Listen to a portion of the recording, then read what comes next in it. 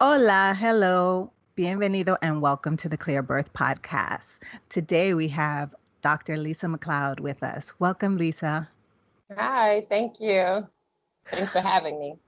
Oh, of course. So we're just going to go right into like the first segment of the show where I just ask you a few questions so that the audience can get to know you a little bit better. So what career did you want to do when you were in grade school, high school, and college? Oh, okay. So, excuse me. When I was in grade school, I actually wanted to be a ballerina. Oh. I wanted to be a ballerina. And as I was moving up in my training, I didn't see any reflections of me. And besides that, I was growing exceedingly tall.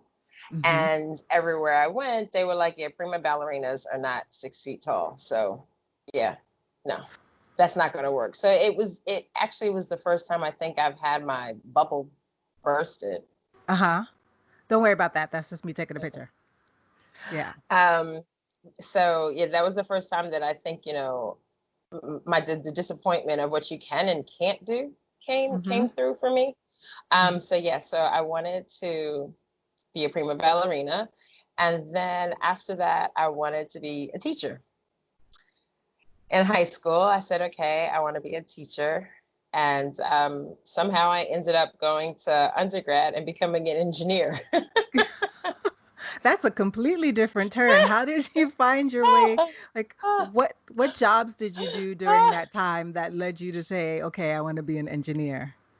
So my dad and his family, everyone is big engineers. Like I come from a really big engineering family. Mm-hmm. So like we've all really good in science and math. So the idea was just to follow what everyone else was doing. So I was like, okay, so clearly I'm not picking the right choices from the prima ballerina and the teacher. I don't know. I just got turned off by it eventually. And I said I'd go be an engineer. So I went to undergrad and majored in engineering, industrial engineering. Oh, and then what changed from there that brought you into OBGYN? So as an industrial engineer, I used to work in One World Trade Center for the Port Authority, and they started having layoffs, and they would do this like they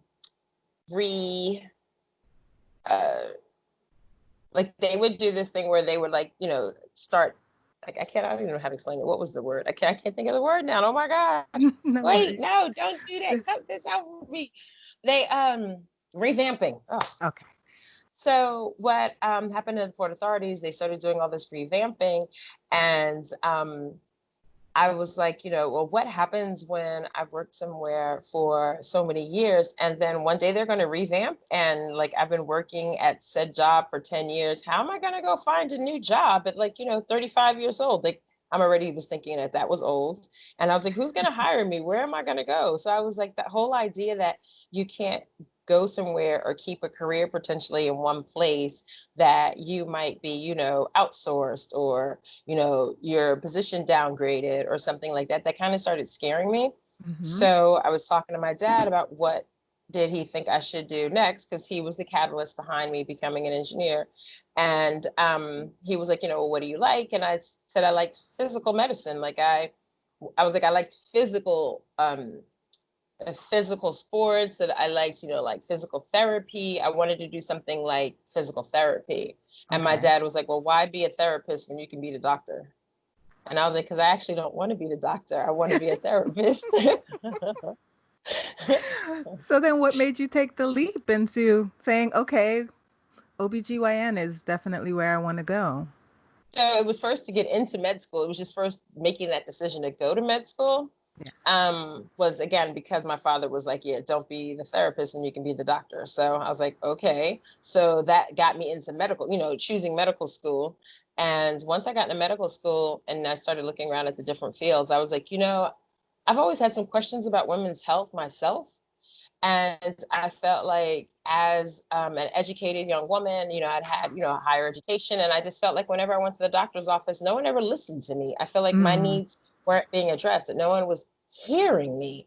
And I was like, but I'm well spoken, so I don't understand where's the disconnects.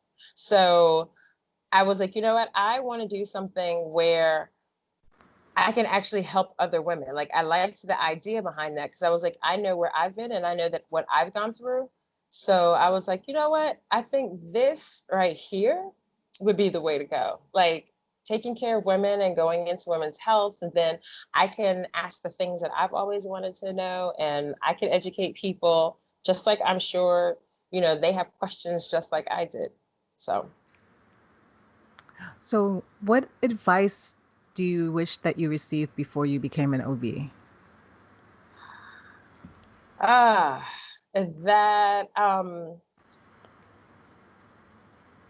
The advice that I wish I'd received was just that malpractice and the issues around malpractice are scary as hell. Yes. And that it can actually be really discouraging and disheartening. And that to weigh that significantly in my choice of going into a career, because I'm not so sure I would have picked the same thing now. Okay. What about the malpractice that would have made you rethink going into this career? So I had always thought like I could, become an OB and like open my own practice and hang my own shields up. But the malpractice insurances alone are like, $200,000. And that's, here in New York without making your first dollar in terms of the business. So the idea that I could eventually go and hang up my own shingle was out the window once you realized the cost of just covering your malpractice insurance first would mean that your practice is mostly, the amount of clients you'd have to take in would be exorbitant to meet just that. Just to meet just the malpractice, not even overhead, not even, paying myself $1, just the malpractice insurance. And so that's a lot to take on. And then that would be a lot of time for my family as well. So that means that's why most doctors are in multi-doctor practices. Yes. In New York, especially. Yes. So that leads into your Instagram, which is Vagina Talks. You mentioned earlier that you had some questions that you wanted answered when you were going into that. So what made you then decide to do an Instagram based on just talking about vaginas, and what questions were those that you wanted answered and that you're answering? So it's funny enough. So I came up with Vagina Talks MD, and I was like, I wanted something that spoke to just being down to earth, but yet it's down to earth coming from the perspective of a physician. Yes. Because there are so many sites out there that I just wanted it to be known that physicians can be down to earth too. The OBGYNs can be down to earth. And the things that I wanted to address were questions like, what's this discharge I have every month? Why does it change? Like, why is it wetting my underwear? That's what I wanted to know. Like, I was just like, wait, what is this? Like every month, like, I'm like, is something wrong with me? Yeah. Like, and it took me a really long time to just like get over it. And I would be embarrassed to ask, or then, it stains your underwear. And I was like, is something wrong with me? So just from having my own questions and making the Instagram page, I wanted to address everyday things that people come in and ask me that may seem a little bit uncomfortable to them, or things that you just didn't know, or you didn't know that you didn't know. Yeah. So I like, just taking things to the people. Like, what are people talking about? Like, I like to address things that people are talking about. So what are the two most common questions that women ask about their vaginas? Vaginal discharge is the main one. Do I have a yeast infection, bacterial infection? That by far is the biggest question. Everyone wants to know, what can they do to clean themselves? Yes. Ad nauseum. I get so many questions from yoni eggs and from these clean out balls to summer's eve to ad nauseum questions about vaginal discharge and vaginal maintenance. I'll call it that, maintenance, vaginal maintenance. So what do you advise? Well, first, I speak from the American College of Obstetrics and Gynecology. You want me to go real evidence-based, has found no need to use any of these products. Anything that is sold in the store for women and pH balance and all of those things is very unnecessary. So save your money. You don't need Summer's Eve. You don't need Vagisil or Vagisil and all of these other things. It's very unnecessary. Dettol, Lymesol, all of these things that people use to freshen up or clean themselves are very unnecessary because it actually does do more harm than good. Yes. So what other fun fact about, I have my own little fun fact about vaginas, but I want to hear like your fun fact about vaginas, like what that you share on, yeah. Oh, okay. So, that we're all shaped differently. Like that's the thing that I think everyone thinks that some people I get come in and they don't know their anatomy. Mm-hmm. So they're not sure where parts are. Mm-hmm. Like I actually had somebody ask me straight up where their clitoris was. And I was like, okay, let me get an assistant first because before I go pointing to somebody. Yes. So I think I have a picture up of vaginas in different types. Yeah. Because I do get asked that a lot. And then people are asking me things on the side about their lips, the outer lips, inner lips. So my fun fact would be that we're all shaped really differently. And there isn't one look to a vagina, because then you've got from the perspective of men that, you know, what's a pretty vagina, or how do you define a vagina? So yeah. I like to tell women to go take a look at their own because we all look very different. Okay. And where do you think that concept comes from of a pretty vagina? Oh, that's a great question. I have no idea because, I mean, balls aren't that attractive. We don't go around talking about how ugly balls are. Like, I don't. That's true. That is so true. Yeah. I got to add one more thing about these balls now. You got all of these products. Okay, there are all these products for women's use. For women, is there a product to clean your balls? That's what I want to know. Yep. And they barely use that. Yes. But we got to have all of these things that are marketed to women, but they're not doing the same thing to men. No, they shake it off, if that, and the end. Okay, so yeah. That's a good perspective for women who think that they need to buy, because we are being marketed to. Like everything, all of the products are marketed towards us. And that is just a good selling point to say, oh, and you also need one for your PhD, or you also, pH balance. Mm-hmm. And you also need one for, just overall freshening up throughout the day. That sends the constant signal that if it smells, that it's not okay. But the same signal doesn't apply when it comes to men and products for them. Exactly. No. Yeah. Yeah. I liked one of my fun facts that I like about vaginas. I remember the first time I was in a hospital and they were talking about big babies. And the nurse was like, oh my God, someone just had a 10-pound baby vaginally.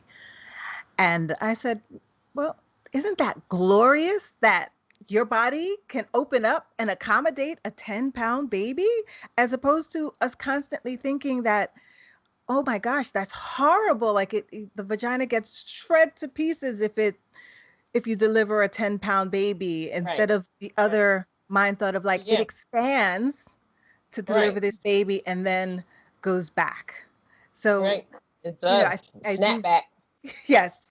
That's the only snapback that we should learn about. Yes. And that is also because of pelvic floor health and all the other areas of having a child, not just for pictures. Yeah. What about when your patients when they come to you prenatally? What are they worried about when it comes to delivering? Pain. I have a lot of women who are just really preoccupied with the thought of the pain and how painful is it going to be. I get so many questions about pain or their pain tolerance, their views on epidurals or not having an epidural, IV medication, but just the whole idea of the pain of it. Yes. Or that's tied with the idea of the anxiety of it. So a lot of women come in and they're just really anxious about when exactly is the baby going to come and how will they know. Yes. So that causes a lot of anxiety, just a lot of uncertainty, because you don't know. And I think that so many women are used to being in control of their lives, or being in Yes. control of certain things. So you want to know when something's going to happen, what's it going to look like when it happens. And the one thing about childbirth is it's not predictable. You don't know when it's going to happen, and you don't know what it's going to look like. Actually, it's just a baby's going to come. Yes. So what is your overall philosophy around birth? What do you counsel them? Baby, get that baby out the best way that you can. If you gotta lay backwards, lay on your side, stand up, sit on the toilet, whatever is going to make you, your hips, and your body comfortable, to me, is the best way to have the baby. And I don't think that enough people are encouraged to move. Like, I believe in movement with childbirth. Yes. Like, you look traditionally at dances and things that women did, a lot of these things were to move the hips, to shift things dynamically, because by moving and dancing and moving your hips and belly dancing and even hula dancing, all of these things with these gyrations in the hips are to get the baby to become, to get the baby into the pelvis better. So you would do these things or learn how to do movements to get your baby out, because we're also all shaped differently.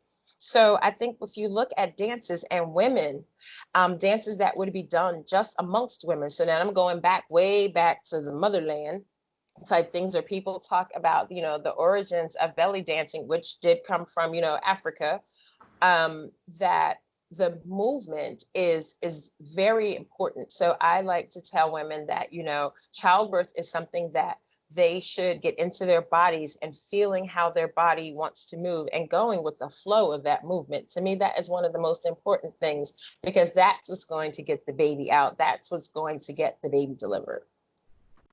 That's great advice. And what about, when do you counsel them? What do you say to them about coming to the hospital? Like, when should they come to the hospital?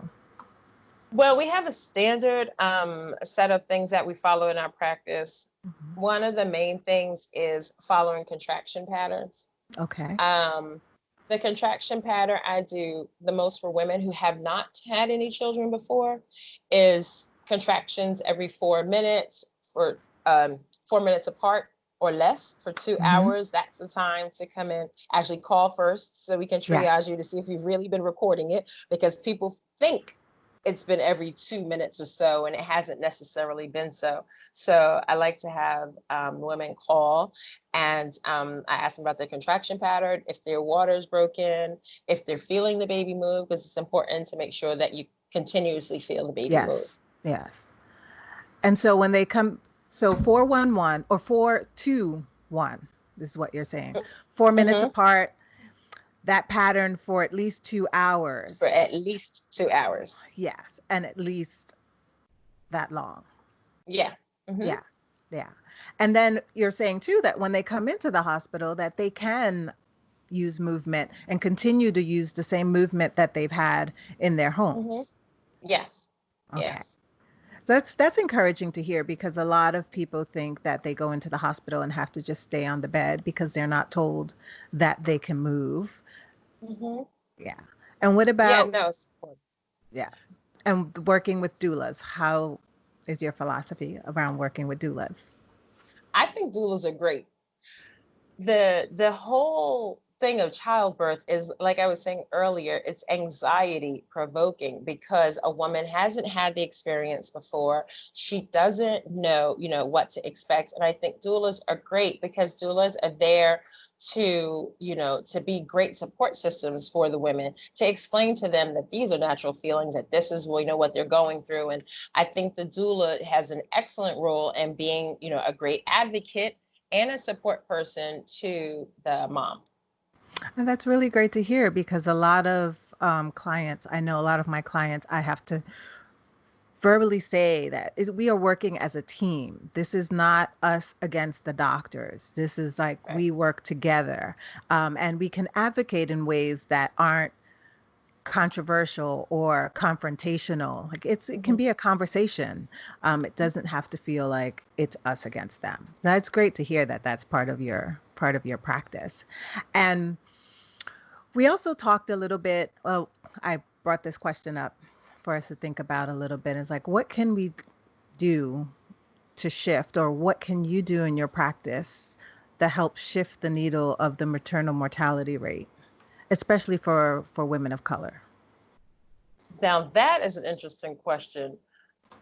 To shift the mortality rate, I think the main thing is that no one understands. Sorry. That's okay.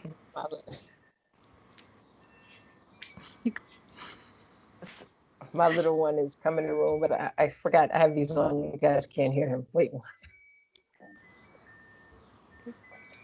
To shift the mortality rate, I think the first thing is that when women of color come into the hospital, if they're in pain or they talk anything about pain, the big thing is that if we're not listening to them, and there have been studies upon study that shows a disproportionate way that women are approached in terms of their pain or what they're speaking of, then we are potentially not addressing the problems that they're having. So like what I'm referring to is that when a woman comes in, let's say, and she's having chest pain, this is like postpartum cardiomyopathy. Women are having heart attacks. Women are coming in and they're having preeclampsia and they're dying from these things. This is where our mortality rate comes in. But, the way we express it, we, meaning women of color, express pain and stuff, a lot of times is not taken as a value. Like I'm losing my train of thought, Annette. No worries. Just take a minute.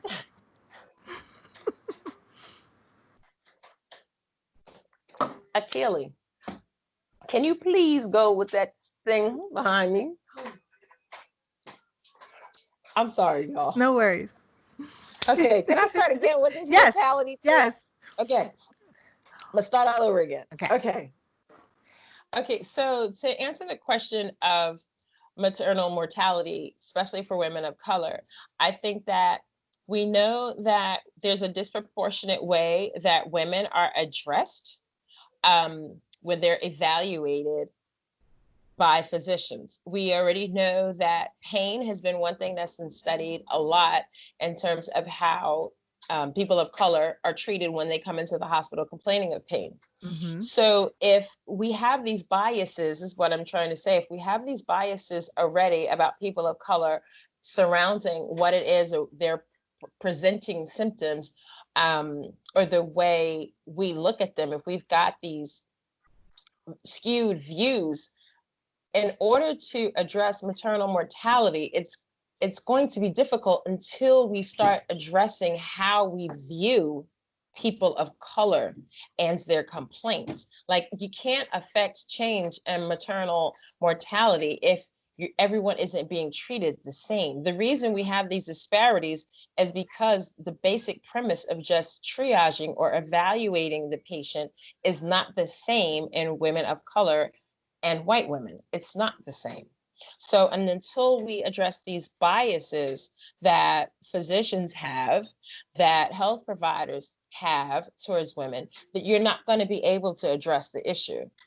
That's why the women are dying, because their needs aren't being met. They're not being listened to. Like, I keep going back to the point of saying that, I went into medicine because I felt a need to have my voice be heard. And I wanted to be a voice for the voiceless, or for the women who feel like they can't communicate or that no one is listening to them. And I think that the reason there's this disproportionate mortality rate is because it just goes down to we're not taking them seriously. We're not taking women of color seriously when they present to the hospital or when they're describing their chief complaints. We have to go back to bias first. So if we're going back to bias, then that means that doctors need to be retrained. And then in that retraining, what are the next steps that a company can take to kind of a hospital can take to make sure that these biases aren't there once you've had these trainings? Like, I often feel that, yes, I understand that we need to be retrained because there's biases in the room. And as a doula, we see a lot of it. But I also feel that there are a bunch of women doing this work who are, I don't have their names at the moment, but that are doing bias trainings for hospitals. But then the next step of making sure that these aren't biases and making sure that there's a policy in place, I find that's where it's kind of lacking, because you can have the conversation and teach doctors in the room about bias, but there's not a real conversation of how it presents. I often feel that doulas should be in the room when they're doing these trainings as well, to say, you might not think this is bias, but let me explain this and why it would be, so they can see their biases. So are you saying that once these policies are in place, then maybe there's some kind of accountability of like outreach to patients to see how they feel about their care, and then there's like real activism to change it within the system? I'm sorry, my son is trying to join the conversation. I see him. Achilles, please. No, you cannot join. Okay, say hi, okay? Hi, Achilles. Okay, you can go now, please. So once these trainings are done, I forgot what you were asking because he keeps distracting me. No worries. Once the trainings are done, like, how is there going to be the accountability? Like what else should be in place besides just the trainings to hold people accountable? That part I don't have an answer to. I don't know how to do the accountability portion of it. I think that right now we've just seen over and over that people just don't get it. Like look at what's happening right now with the Black Lives Matter movement, is that people were just not getting it. And it's like, no matter how many times it's been said and said and said, until you start giving examples and you bombard people with just, information like, look, this is how you're doing it. This is how it occurs. This is what it looks like.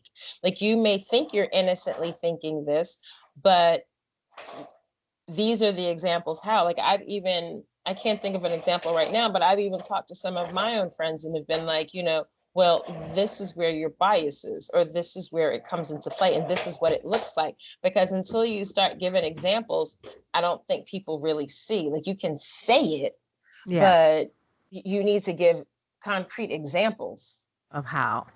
Of how.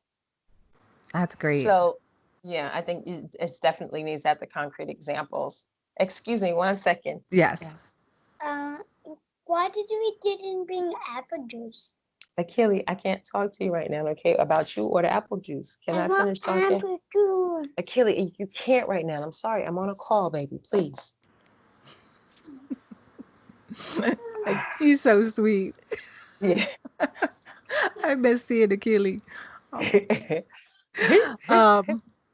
But yeah, no. So that was. Thank you for that. It's true. Real accountability and also examples of how these biases will then begin to change the needle. I definitely hear that. So this next segment that we're going into, I like to call Daily Inspiration. And I've added this new question to it. Just think. Don't spend too much time thinking about it. Just like whatever the first thing comes to your mind. Like, what's your favorite scent? Good girl. Good girl. It's a perfume. It's a fragrance. Yes. It's a fragrance. Yep, it's a fragrance. That's my favorite scent. It's a perfume. Okay. Not like lavender and eucalyptus and no. No, whatever it is. Good girl. What book, film, show, or podcast that is inspiring you right now? I actually just picked up an old book that I had read years ago. It's called Invisible Man by Ralph Ellison, and it's actually my favorite book. Yes, that's one of my Um, favorites too. I love the book. So yeah, I've just actually picked that up. Okay, great. And what quote that you think of daily or that just inspires you in moments like these? I actually don't have a quote that I say I go to on a regular basis. There are a few, Or a few things mantra that or come saying? up but I don't have one. I can't say that I have one that I One use particular. regularly. Okay. Okay. And now this next segment is where I like to ask about your birth story. Like I know your birth story, but I would love for you to share your whole process of Ah. your birth story with us. Okay, so my birth story is interesting. Being an OBGYN and being pregnant at 43 or 44, and having my first child, that in and of itself was like a miracle, it seems. Everyone wanted to ask me if I had IVF or IUI or if, some kind of assistance. And it was like, yeah, no, I just had sex and I got pregnant. Like it was just real regular old fashioned. Yes. And so from the beginning, it was an interesting journey. And then I had noticed early on that he was breech from about the 20th week scan. And you could do scans at my job. I would look at him all the time. You're not supposed to, but yeah, of course I did. Of course I wanted to hear him all the time or look at him. So as time kept going on, he stayed breech, with his butt down. And I knew that vaginally, there are few doctors who do breech deliveries. Yes. So I was like, okay, I have some choices here. Do I do the external version where someone puts their hands and moves him manually? Or do I try something else? And I felt like because he had been breech for so long that I was scared to have someone put hands on and move him. Mm-hmm. And I had a few miscarriages prior to him. So I was just scared to do anything to him. Yes. So for me, I was like, if you can do something to me that would make him turn around, I'm down for that. Because I was all about having a vaginal delivery. There's no way I'm going to do the C-section. No way. So I was like going to acupuncture. Listen, I went to Chinatown, Koreatown. I went to see the chiropractor. I spent I can't tell you how many thousands I spent trying to get this kid to turn around. Then I found out at St. Luke's Roosevelt, there's a doctor, they said there, who will do a breech delivery, but Yes. she's a $10,000 retainer. Yes. Yes. She does not take insurance. No. She's not there And anymore, but she was. Oh. Mm-hmm. She's not there And- now, but yes. Oh. And they were like, and she doesn't guarantee it. And I was like, wait, I got to give her 10 grand and she can't guarantee this? Yes. I don't know about that. So, Yeah. So I stuck to Chinatown, Koreatown, the chiropractor. And what were you doing in trying. Chinatown and Koreatown? Like, Acupuncture, acupressure, moxibustion. One of my doula friends yes. would come over and do moxibustion with me. Another friend was doing acupuncture. I was the Doing Webster everything. technique, everything. The chiropractors have this thing Yes. that they do. So I was like, I'll come to you too. Whoever is going to get this baby to turn only by manipulating me. You can do Yes. things to me, not Yes. him. You can't touch him. Me, fine. Nothing worked. So I had to have a C-section. And let me tell you, I was 45 minutes late to my C-section because I still was did trying not to turn. listen. I was Yeah. like giving him up to the last minute. My doctor was standing in the hallway looking for me. Like, he was like, I can't believe you. And I was like, listen, I couldn't get it in my head that I had to have a C-section as I tried so hard. Like I tried and tried. Mhm. Drinking teas. Oh my gosh. When I tell you I did it all. So when people ask me, the exercises, I can tell you exercises from being on all fours to hanging over the bed, put the Being peas inside. on you, Yes. put the hot thing on you. Put the cold, When the I say I music. tried it all, Yes. yes, I did it all. I had no problems doing it all. In fact, I took 2 weeks off of work. So I stopped working Yeah. to do more things. Nope. Nothing. Yeah. And then the day of his birth, you go in, you have the C-section. I have a C-section. It was great. I was at Greenwich Hospital in Connecticut. Mhm. Wonderful hospital. The nurses were great. They treat you really well. I didn't feel like I got all the support that I needed. Breastfeeding, though, Yeah. it just, listen, I'm going to tell you. So I don't know if breastfeeding was something that I just never really got before. And I thought you just give the baby like the areola, like the little part Yes, of the the little nipple. The nipple, not the whole areola. So I'm like trying to give this baby just a nipple, not the areola, because I thought that's what breastfeeding was. What? All of this time I did not know, because they don't teach us breastfeeding in med school. They just say encourage your patients to do it. But I don't know what doing it actually is. Mm-hmm. So after he chewed up my nipples, Poor mama. Poor mama. after he chewed up my nipples, I learned like, oh no, it's the whole thing. So then I had to have all my doula friends come over and assist me with everything.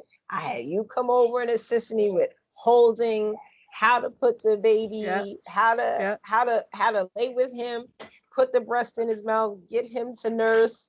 Get you to lay down and relax. Yes. Lay down and relax, like, because it's tense. It's like it's awkward for me to be in a position of not knowing, what I'm doing.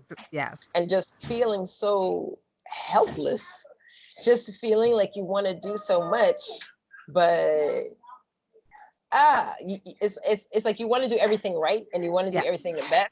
And it just ain't like that. No. It's just not. No. You do what it do. Yes. But you eventually got it. I eventually got it. Yeah. I eventually got it. Yeah. Oh, that's wonderful. Wait, I gotta plug in my phone this time. Okay. Yeah, I'm at 5%. Shoot. Don't. Well, we're almost at the end. I thought we were gonna make it before I had to try to plug this thing in, but nope. No worries.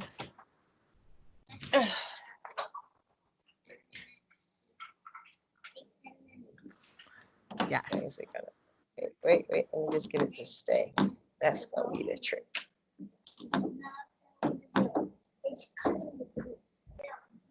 Okay, that's straight to me. Okay, the phone is crooked. No, but you look straight on the video. Yeah. Good. Okay. So we went on to talk about breastfeeding, great, and you said you did it. And what was the experience of having a C-section as an OB like for you? Like, what would you change for your patients after having had a C-section? The first thing is I don't talk as much to the person assisting me, because that annoyed me when I was being cut open and they're having a conversation over my abdomen, over my open guts. That was annoying. And you hear them going back and forth, and I was like, okay, I do the same thing. I was like, I can't leave here doing that. Yeah. Because I was like, you got someone scared, underneath your hands, and all they hear is you talking about, what you watched on TV last night or whatever. Yeah. So yeah, no, I was like, that can't happen. Then the things that I learned, like, I'm a big fan of fajas. Let me tell you. Yes. The first girdles, thing I was binders. Yes. I tell all my patients, like, you don't understand. You got to put on a girdle, because that girdle is, and I was like, it's not cosmetic. And I tell all my patients, it's not cosmetics. I'm not telling you to do this, to have, this great bod or whatever have you. The girdle is essential, because the girdle provides support when you're laughing, coughing, sneezing, because you feel like your thought is that your guts and stuff are going to come out, or you're going to rip a stitch. Yeah. You're not, but it's the thought, like it feels that way, and you get scared. Like you're scared to breathe, to have your lungs expand, because it hurts. And the coughing or the sneezing hurts. but the girdle provides so much support that it's a necessary product. And I say, they don't all fit the same on you. All the binders and things are not going to work for you at all points. Like, find what works for you now. And then 4 weeks later, you might change up, because right now when you leave the hospital, you can't put on the panty one. You can't get your legs in those things. Yeah. But eventually you may want to put that on. But I think the girdle is the best thing, because it gives support, and I think it takes away some of the edge. And I have my patients come back one after one and tell me, oh my God, the thing makes a difference. Yes, it makes a big difference. Well, that's great. That is great. So where can people find you? What is your Instagram handle? My Instagram handle is vagina_talks_MD. Vagina Talks MD. MD. Vagina_talks MD. Underscore MD. Underscore MD. So it's underscore twice. Yes. Thank you so much, Lisa, for being on my podcast. It was great having you. Thank you. I really appreciate you sharing your stories and your perspectives. I can't wait for everyone to hear this episode.